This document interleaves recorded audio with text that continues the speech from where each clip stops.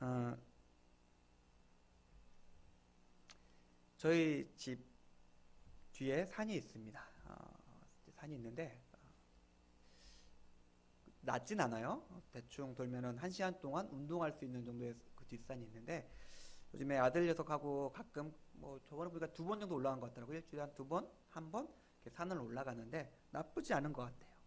이 아들 녀석도 이제 좀 컸다고 남자라고 막 혼자서 막 뛰어 올라가는데 뭐 그래봤자 아직 초등학생이니까 아빠가 더 잘 걷고 올라가긴 하는데 근데 산을 쭉 올라가다 보면은 꼭대기에 그 묘지 하나가 있습니다.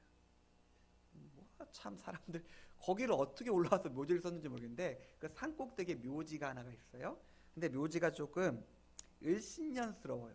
좀 흉물스럽게 방치되어 있는데 제가 그래도 그 동네에서 한 20년 정도 살았으니까 어렴풋이 기억나는데 그렇게 오래된 그 묘지는 아닌데 그 봉분이 다 깎여 나갔어요.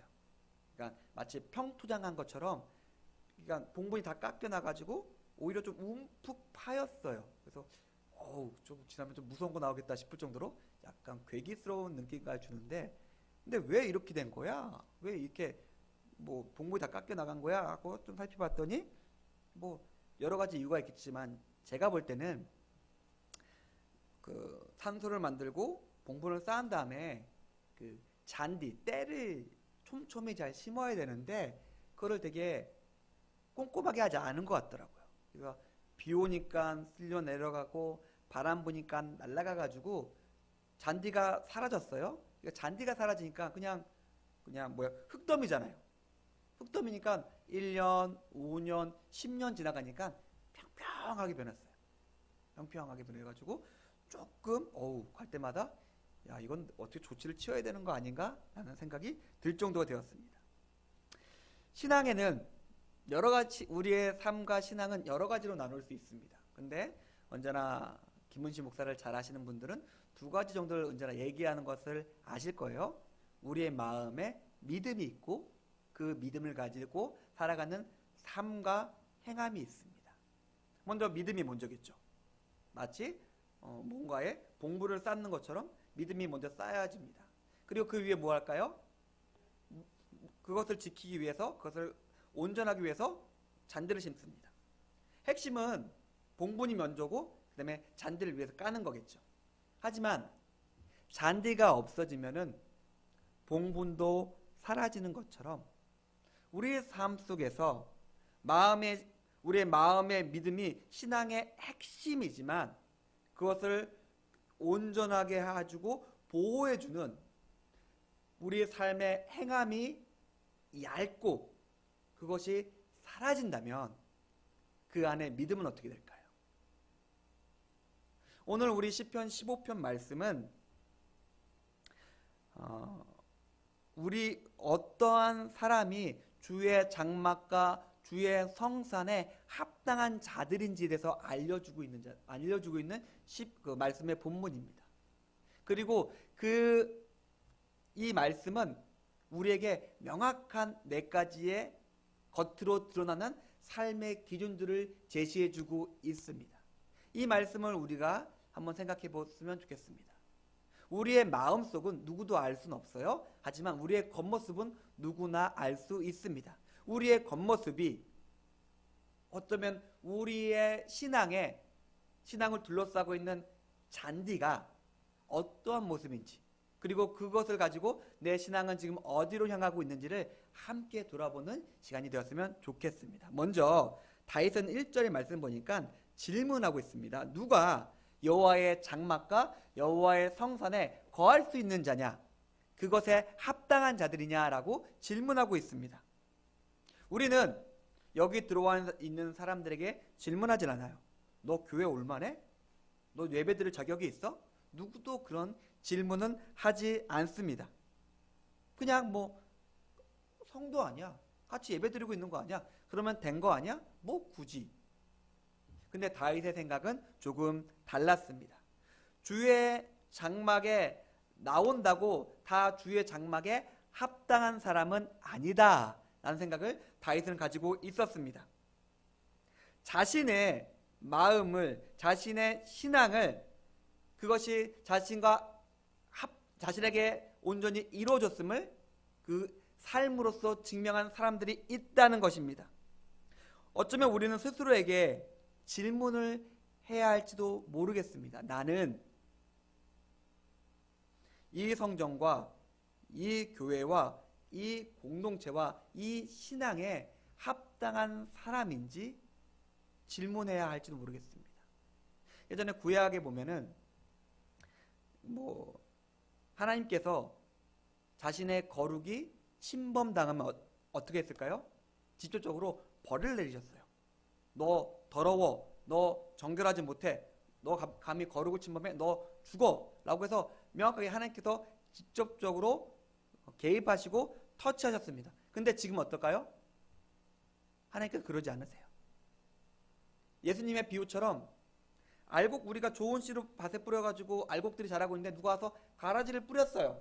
그래서 알곡과 잡초가 함께 자라고 있는데 그냥 놔두라고 그러세요. 그냥 함께, 지금은 함께 두어야 할 시간이다 라고 말씀하십니다. 어쩌면 우리가 지금 나와서 예배 드린다고, 어쩌면 우리가 나와서 함께 하나님을 나아간다고 우리가 모두 같다고 생각하고 있습니다. 그런데 성경은 그렇지 않대요.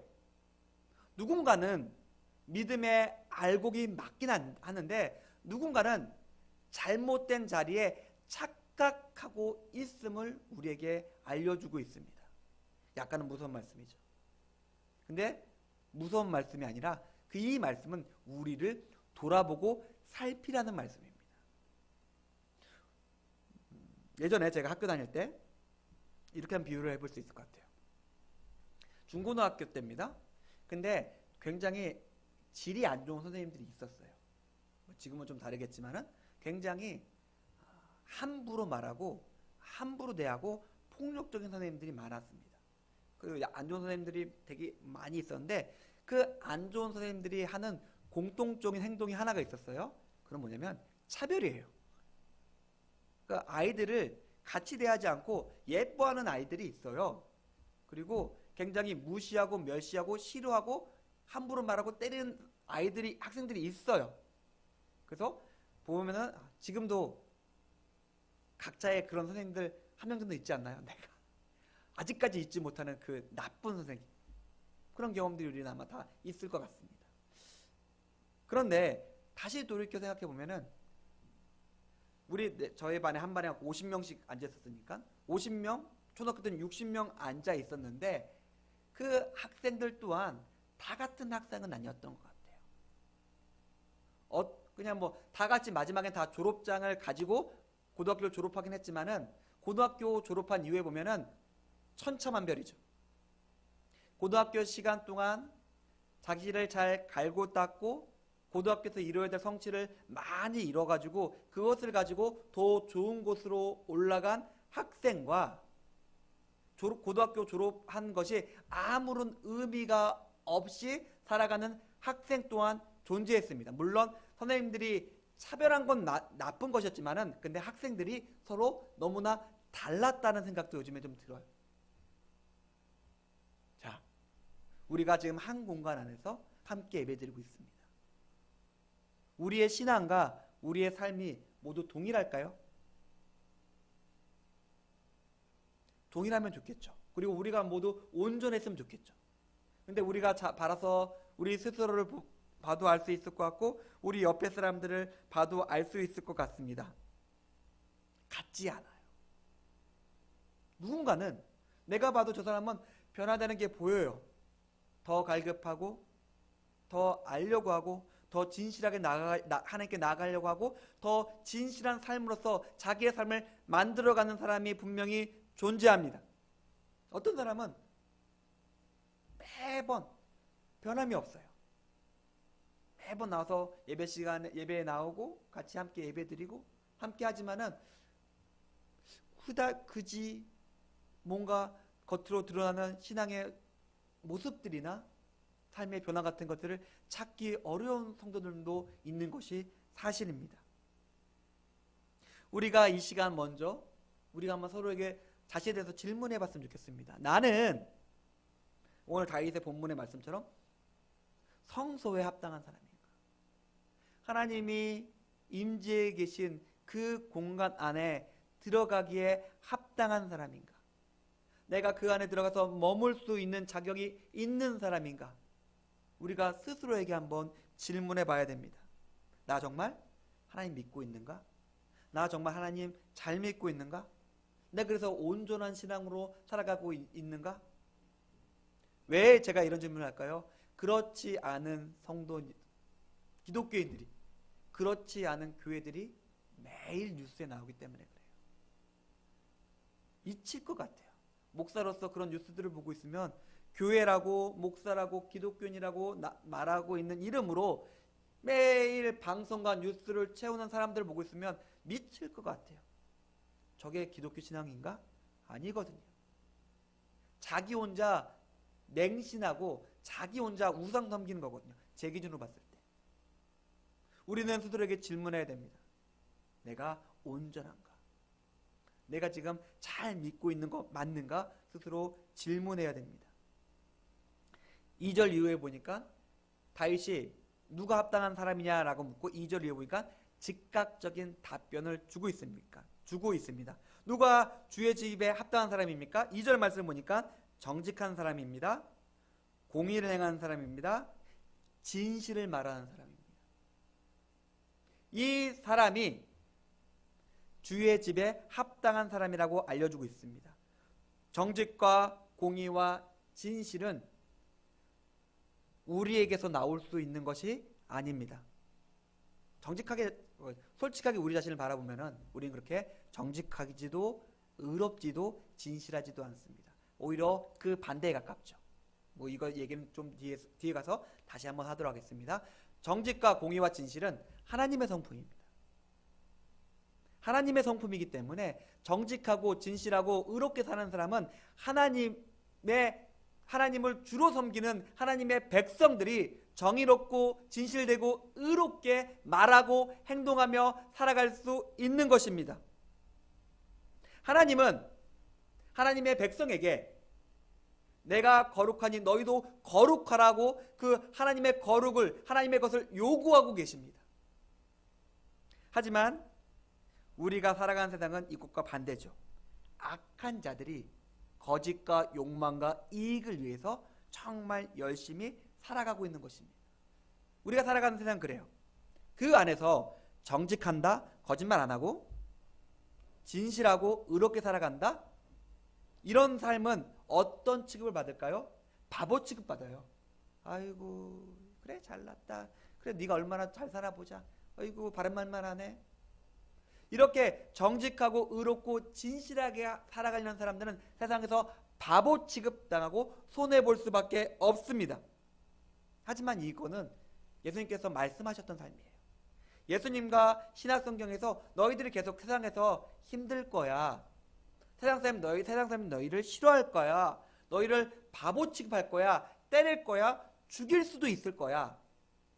하지만 그렇게 된다면 그것이 온전한 삶이다 라고 알려주고 있습니다.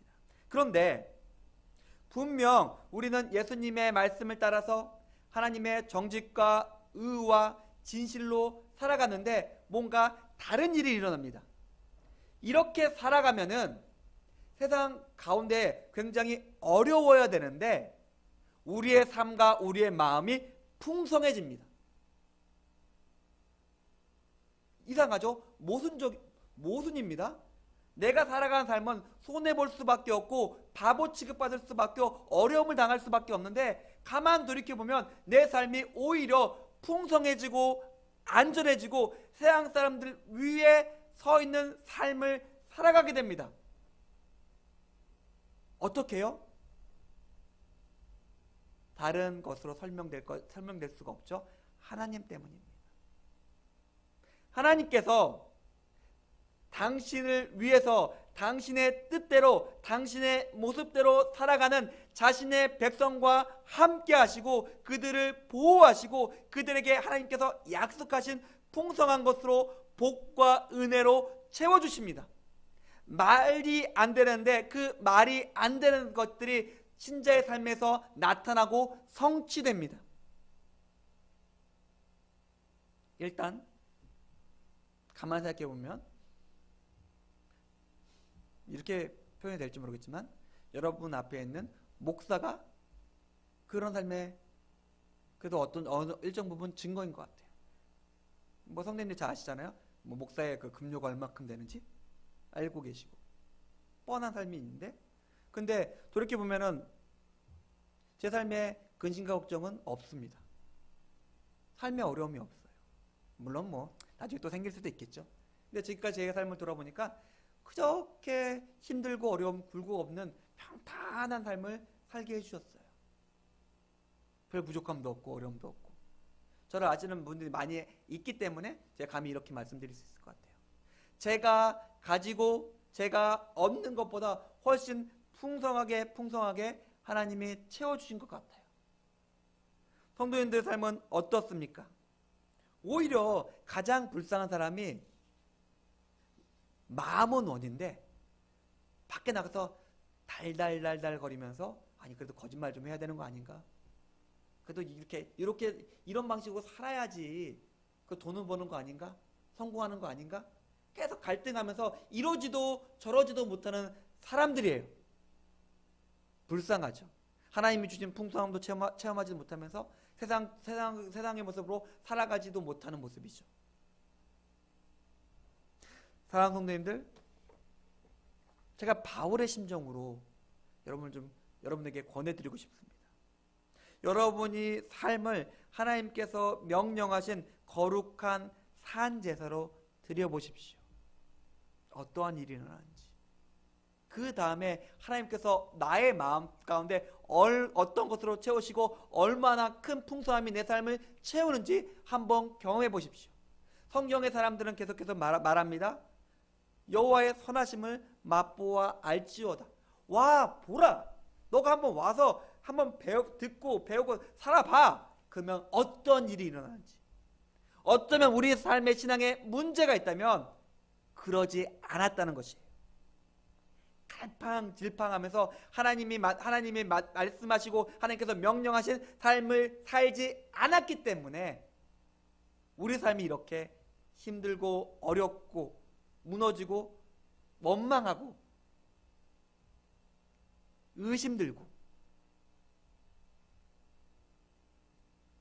한번 살아보십시오. 하나님께서 살아계시다면 그 풍성함이 우리의 것이 될 것입니다. 이렇게 정직과 진실과 의로움으로 살아가는 사람들이 멀리하는 것이 있습니다. 정직과 공의와 진실함은 치한데 반대로 멀리하는 것들이 3절에 나옵니다. 뭐 여러 가지 악을 행하지 않고 비방하지 아니한다고 되어 있는데 악이에요. 악한 것들을 멀리합니다. 우리가 주기도문 할 때 다만 악에서 구해 주시옵소서라고 우리가 말하고 있는데 저는 악을 두 개의 악이 있다고 생각합니다. 우리가 살아가는 세상이 악합니다. 그래서 제가 앞에서 말씀드렸던 것처럼 우리를 비판하고 비난하고 대적하고 공격합니다. 왜? 세상이 악하니까. 왜? 야 너만 잘났어? 다 이렇게 사는데 왜 너만 그래? 라는 말을 합니다. 세상이 악해요. 근데 한 가지의 악이 더 있습니다. 뭘까요?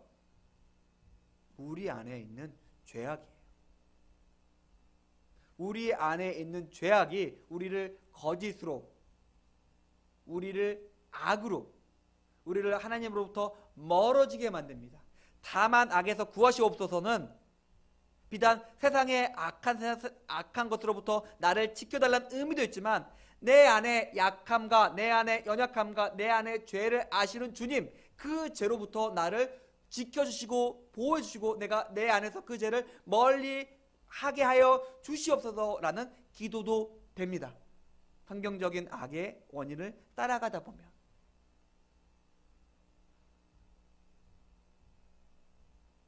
우리는 일상에 너무나 많은 그러면 악이 있겠죠. 밖에도 악, 내 안에도 악. 우리가 이 악과 싸우지 않으면은 우리는 우리 신앙을 절대로 지킬 수 없습니다.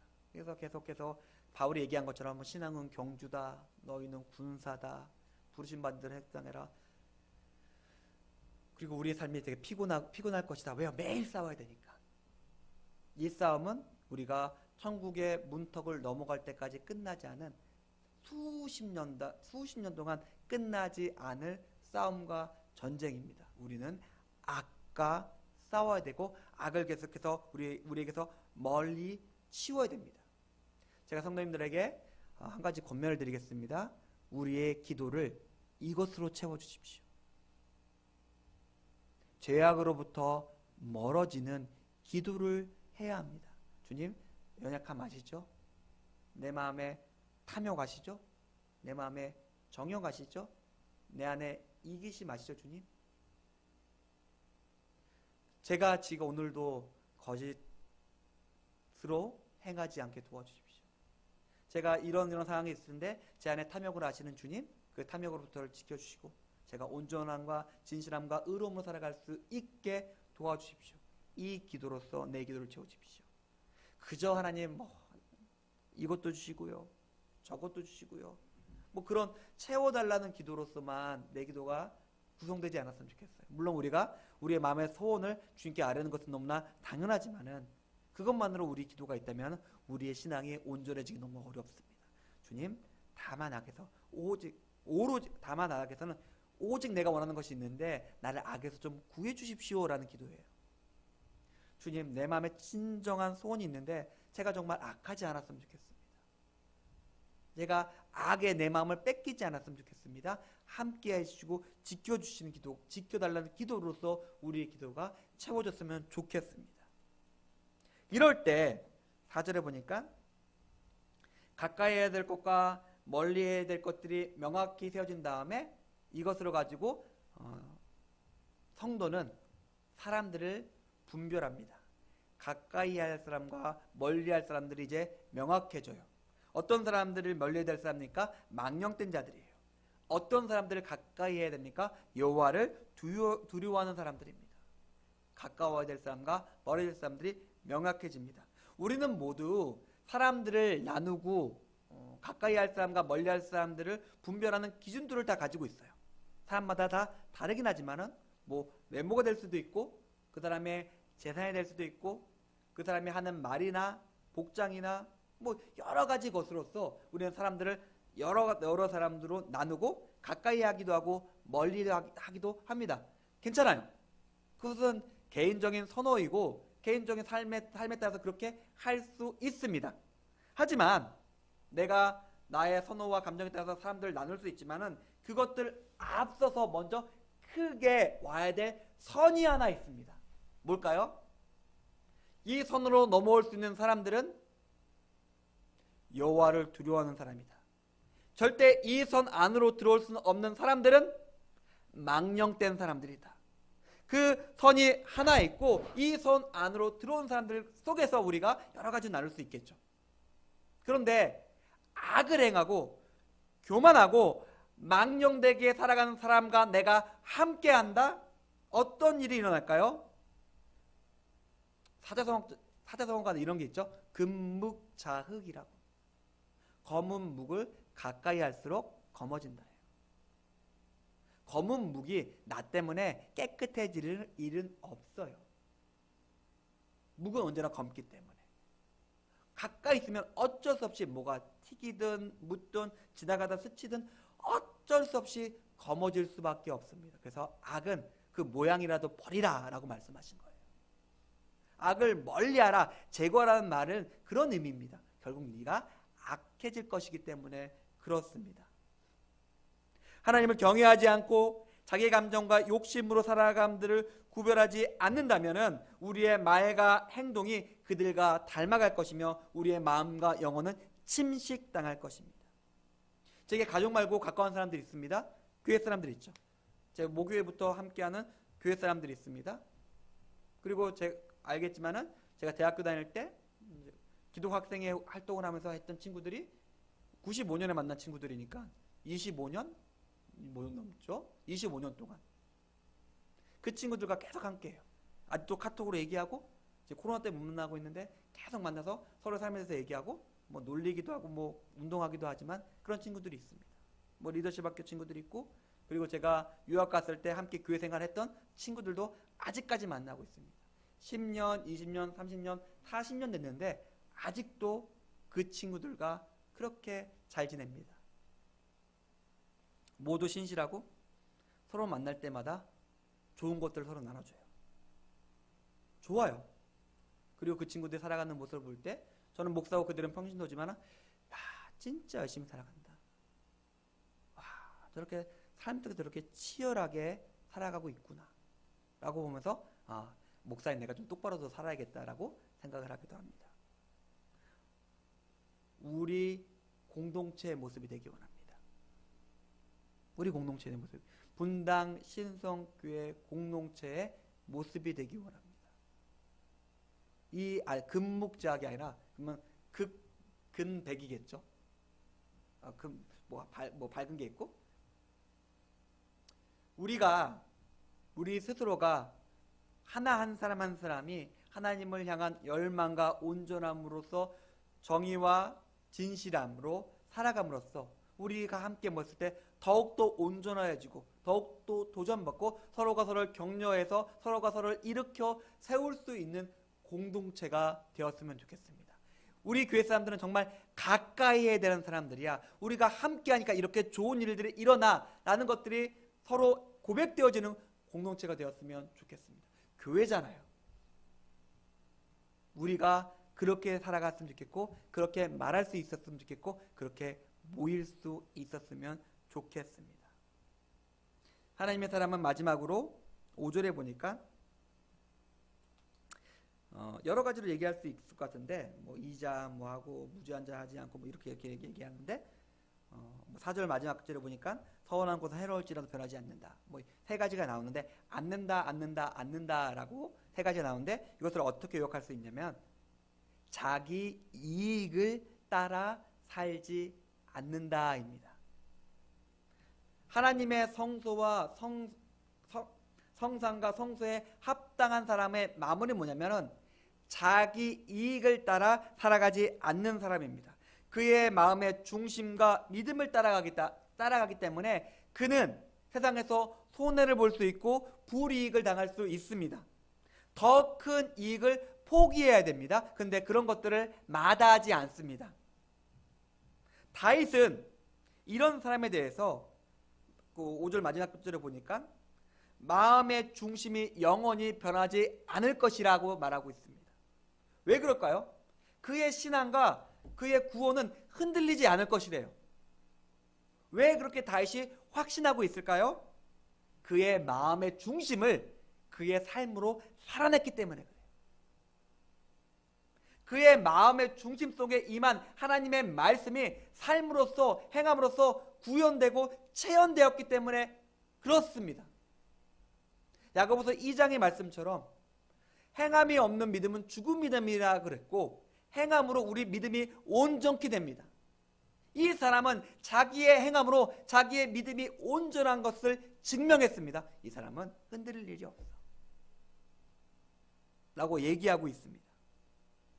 나의 불이익과 손해를 감수하면서까지 우리가 나의 믿음대로 살아갈 수 있느냐. 근데 제가 앞에서 말씀드렸죠. 그 손해와 불이익을 감수한다고 들어갔는데 어떤 일이 일어납니까? 하나님께서 보호하시고 지키십니다. 내가 손해봤다? 하나님께서 더 풍성한 것으로 채우시고 더해 주십니다. 그렇게 될 때 그 사람은 어떻게 될까요? 더 큰 것을 바라며 꿈꾸며 이루며 성취합니다. 이것이 신앙입니다. 믿음이 있습니까? 그 믿음대로 살아보십시오. 어려워요. 손해보는 것 같고 욕먹고 박해받아요. 근데 이것대로 살아갑니다. 근데 하나님께서 더 큰 것을 주세요. 더 큰 것을 받았을 때 더 큰 믿음으로 갑니다. 더 큰 믿음으로 더 큰 삶을 살아갈 수 있습니다. 이런 신앙의 선순환이 우리에게 있어야 합니다. 사랑하는 성도님들, 제가 뭐 이런 표현은 잘 안 쓰는데 제가 여러분들을 도전하고 싶습니다. 이것이 신앙입니다. 믿음으로 따라서 살아갈 때 하나님이 이를 성취하시고 이루십니다. 그리고 그것은 우리를 더 큰 위대한 것을 꿈꾸게 만듭니다. 이것이 우리 삶 속에 있어야 합니다. 내가 하나님의 주신 말씀과 능력과 역사로서 이것을 좀 하고 싶다. 이것을 더 하고 싶다. 나를 통해 이런 일이 일어났으면 좋겠다. 라는 것들이 꿈꿔지는 성도님들의 삶이 되기 원하며 우리 공동체가 되기 원합니다. 우리 함께 기도했으면 좋겠습니다. 우리가 멀리 해야 될 것들이 있고 가까이 해야 될 것이 있습니다. 선함과 진실함과 공의가 우리 삶에 있기 원합니다. 그리고 그것들이 내 삶으로서 나타나지고 행해지기 원합니다. 그렇게 함으로써 우리가 더 큰 것들을 소망하기 원합니다. 우리 함께 기도하며 하나님께 나갔으면 좋겠습니다. 기도하겠습니다.